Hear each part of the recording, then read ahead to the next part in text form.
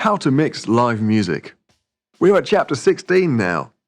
Thanks for joining me so far.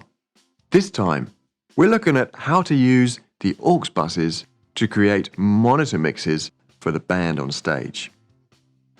Auxes are a versatile set of output buses found on most mixing consoles. They can either be mono or stereo, pre-fader or post-fader, and they all have a variable level control for each input channel. Generally speaking, mono pre-fader auxes are used for making monitor mixes for the musicians' loudspeakers on stage. Pre-fader means the channel's fader level does not affect the sound on stage.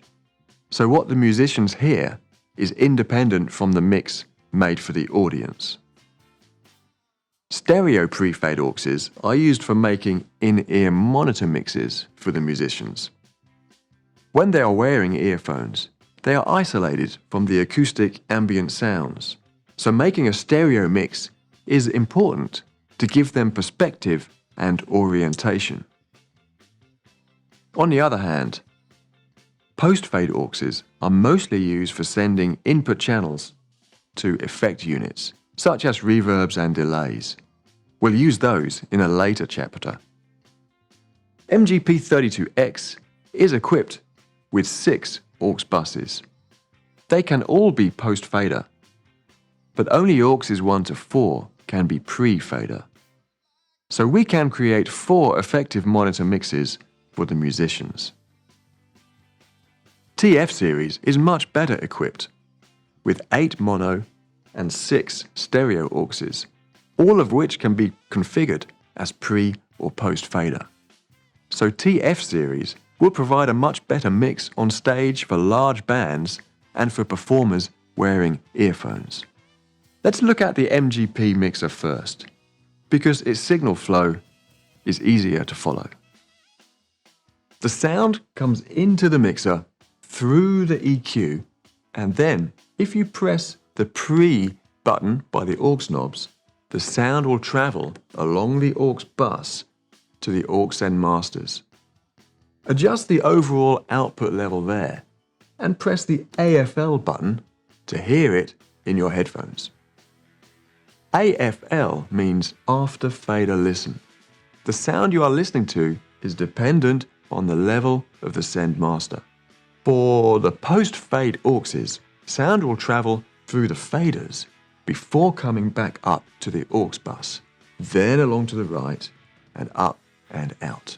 To get started, make sure the main instrument or vocal for each monitor is at a good level. Start with the amps for the monitor speakers turned down low. Then raise the aux master to around 0 dB, which is the 3 o'clock position. Then raise the aux send level from the relevant channel to the 0 dB mark, which is at the 1 o'clock position. For singers, hearing their own voice will be most important. For many keyboard players, they are completely reliant on the aux send because their instruments are not acoustic at all. The singer's microphones and monitor speakers, they're the ones that are most likely to cause feedback at high levels. So begin by adjusting those.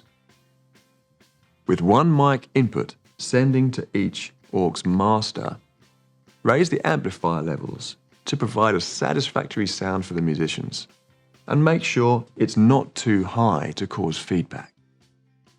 All other levels will need to be adjusted in relation to this. Next, blend the other instruments the musicians want to hear, one aux at a time. Ask the performers what they want to hear in their monitors, and dial in the aux send levels, little by little. Each musician will want to hear a different balance depending on their proximity to each other and to the other acoustic instruments. In my experience, everyone on stage will want to hear the lead singers, but the main singers may only wish to hear one melodic instrument to help them pitch their own voice. Everyone else will probably need a bit of rhythm guitar and keyboard. Acoustic drums will not need much reinforcement into the monitors at small venues. Maybe just a bit of hi-hat and snare to help the bass and keyboards keep in time. On larger stages, the kick drum may also need to be reinforced. And if an electric guitar or bass cabinet is used on stage, that could carry enough sound already for most of the performers. Experienced performers will know what they want to hear and will be able to guide your adjustments well.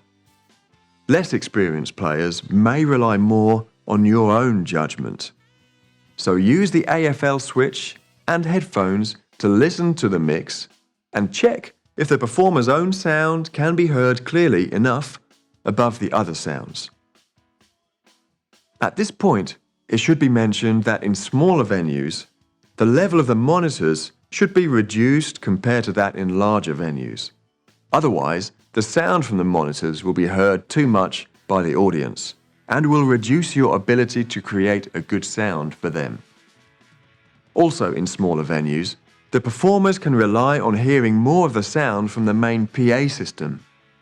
So, in smaller venues, it is good to keep the main PA on while setting the aux levels, to judge the blend of sound between stage and audience.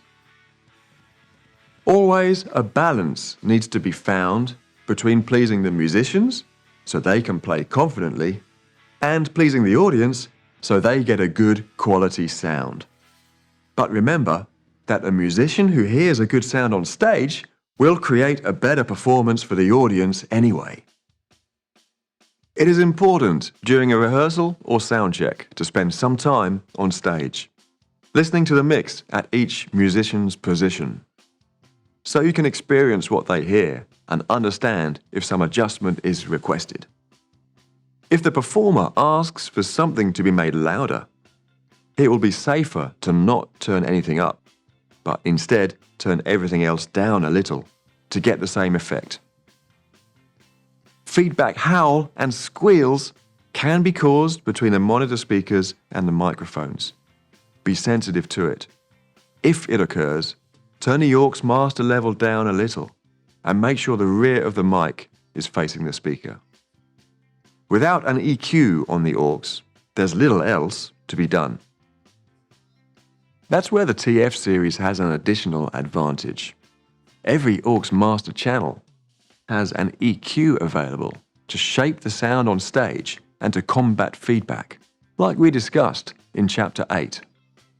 It's worth noting that the aux sends are normally always post-EQ, so any EQ adjustment made will affect the sound in the monitors. And it's the same for input gain, so it's best not to adjust these once the musician's sound check is complete.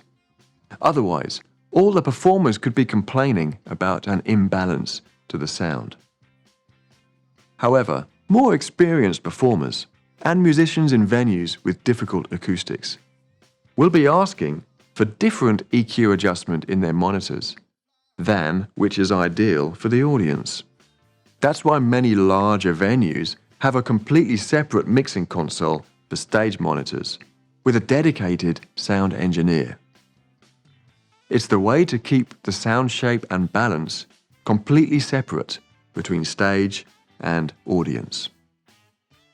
If you are using just one mixer for both purposes, like many smaller venues do, then hopefully the advice I've given you in the previous sessions will allow you to find a suitable EQ setting to suit everyone.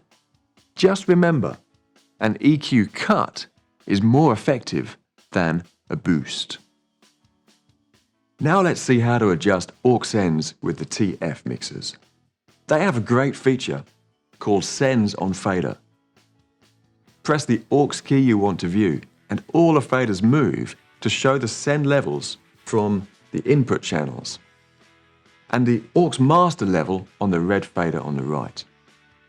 All the sends are pre-fader by default, but can be changed on the screen in the Sends To and Sends From windows. It's a fast and highly visual way to manage your aux mixes. And It allows for finer level adjustments. Later in this series, we're going to refine our mix with compressors and effects. But next time, we'll take a look at how to use the other outputs on the mixer: the mono or sub master and the matrix outputs. Join me again then.